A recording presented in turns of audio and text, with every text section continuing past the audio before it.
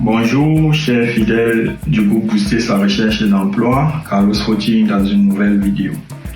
Alors ce jour, nous allons parler des 6 conseils pour réussir son entretien d'embauche.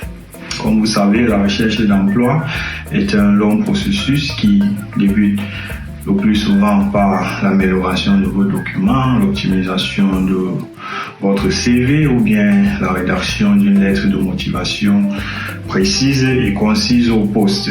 Et par la suite, généralement, vous seriez invité à un entretien d'embauche.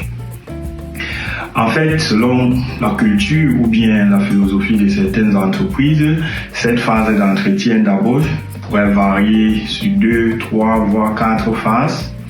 La plupart des entreprises commencent par un entretien téléphonique pour par la suite passer à un entretien visuel qui pourra aller sur 2 rondes.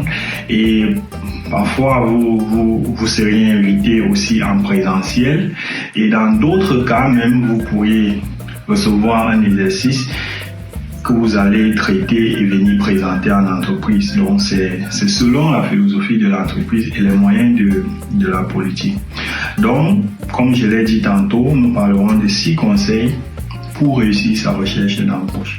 Le premier conseil que je vais dire ici, c'est la description d'emploi. Il faut relire la description du poste. Si les entreprises prennent le temps pour rédiger une description du poste, c'est également pour que vous preniez du temps pour comprendre et analyser cette description du poste. Une autre information sur la description du poste, il est important de sauvegarder cette description du poste. Je dis bien pas le lien, mais plutôt le poste en lui-même.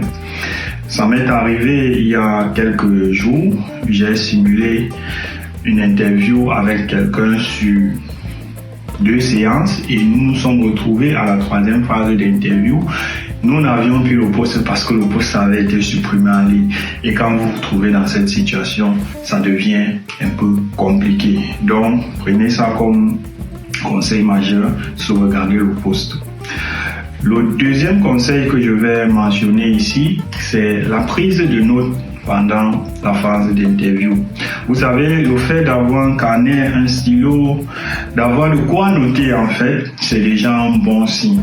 Et en plus, vous montrez au recruteur que actuellement je suis intéressé, toutes vos informations que vous êtes en train de passer sont importantes et je prends des notes. Pour aller encore plus loin, le fait de prendre des notes, par exemple lors d'une première séance, ça vous prépare déjà peut-être à la 2e phase ou à la 3e phase. C'est toujours important de savoir qu'est-ce qui s'est passé lors de la première phase d'interview, qu'est-ce que j'ai bien fait, quels sont les points que le recruteur semblait apporter plus d'attention sur ces points. Donc avec ces notes-là, vous vous préparez pour les séances à venir. Donc le 3e point que je vais manquer ici, c'est le fait de penser à une question qui venait de passer pendant l'interview que vous n'aviez pas bien répondu. Cela, si vous continuez à penser ainsi, vous risquerez vous perdre ou vous risquerez faire une mauvaise fin de prestation lors de l'interview. Ceci dit, il peut y avoir des questions que vous n'aviez pas de réponse ou bien que vous sentez que vous avez mal répondu. Il ne s'agit pas ici de faire du 100% ou bien de répondre exactement ce que le recruteur veut.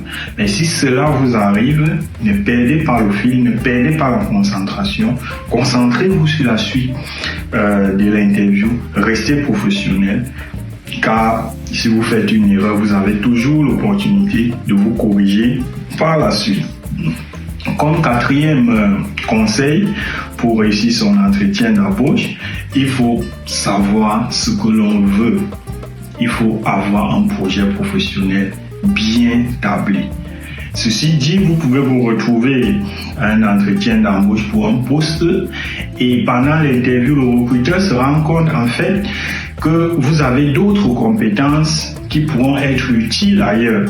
Donc, si vous n'avez pas ce projet professionnel bien structuré, il vous sera difficile de suivre le recruteur pendant cette phase-là. Vous serez bloqué, vous serez focalisé juste sur la description pour laquelle vous avez été invité. Donc il est important de bien structurer, savoir ce qui vient après, savoir même ce qui viendra après ce poste-ci. Si vous devez peut-être gravir en échelon, vous devez savoir ce genre de choses. Et pour cela, il faut bien se documenter par rapport à l'entreprise.